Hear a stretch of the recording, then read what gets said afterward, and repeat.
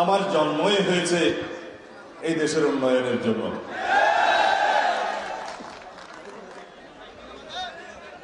সুশাসন প্রতিষ্ঠার জন্য আমার জন্ম হয়েছে এই দেশের উন্নয়ন এবং সুশাসন প্রতিষ্ঠার জন্য। রব্বুল আলামিন আমাকে বাঁচিয়ে রেখেছেন এই দেশের গণতন্ত্রের উন্নয়নের জন্য, স্বাধীনতাকে রক্ষা করার জন্য, বাংলাদেশকে উন্নয়নে ভরে দেওয়ার জন্য। দায়িত্ব অনেক বেশি। আমি বেঁচে থাকার কথা ছিল না, আমাকে গুম করা হয়েছিল হত্যা করার উদ্দেশ্যে। আপনারা মোনাজাত করেছেন রব্বুল আলামিনের দরবারে, রব্বুল আলামিন আপনাদের দোয়া শুনেছেন, মোনাজাত শুনেছেন। তিনি আমাকে জীবিত রেখেছেন, নতুন জীবন দান করেছেন।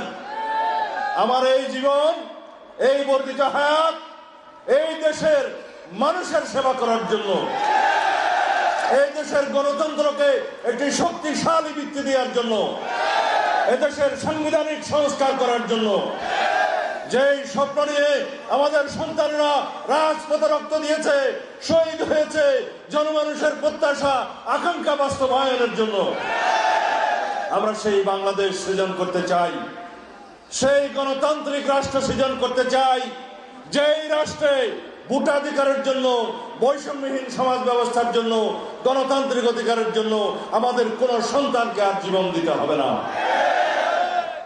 যদি সেরকম একটি সুশাসনের রাষ্ট্র চান, বৈষম্যহীন মানবিক মর্যাদার সাম্যের রাষ্ট্র চান, তাহলে আগামী 12 তারিখ ধানের শীষে একটা ভোট দিতে হবে ইনশাআল্লাহ।